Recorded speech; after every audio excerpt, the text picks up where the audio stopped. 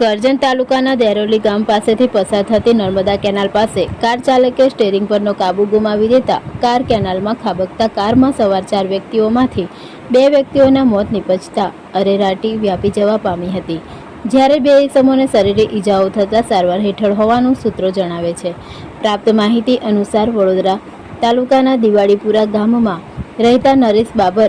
પાટણવાડિયા, તેમના ભત્રીજા હિતેશ ઠાકોર પાટણવાડિયા, મોટાભાઈ અરવિંદભાઈ લાલ પાટણવાડિયા તેમજ ભરત મંગળ પાટણવાડિયા નાઓ કારમાં સવાર થઈ કરજણ તાલુકાના સાયર ગામે તેમના વેવાઈના ઘરે મહેમાનગતિ કરવા માટે નીકળ્યા હતા, જ્યાં મહેમાનગતિ કરીને અને પોતાની દીકરીની મુલાકાત કરી રાતના 9 વાગ્યાના સુમારે પરત ફરી રહ્યા હતા, ત્યારે નારેશ્વરથી કુરાલી વચ્ચે દેરોલી ગામ પાસે આવેલી નર્મદા કેનાલના વળાંક પાસે પહોંચતા કોઈપણ કારણોસર કાર ચાલકે અચાનક સ્ટીયરિંગ પરનો કાબુ ગુમાવતા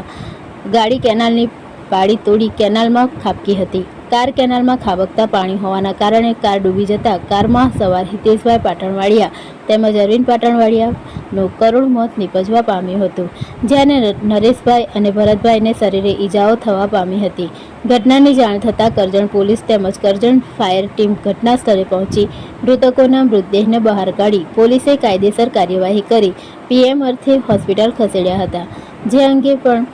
પોલીસે અકસ્માત મોત હેઠળ ગુનો નોંધી આગળની તજવીજ હાથ ધરી છે।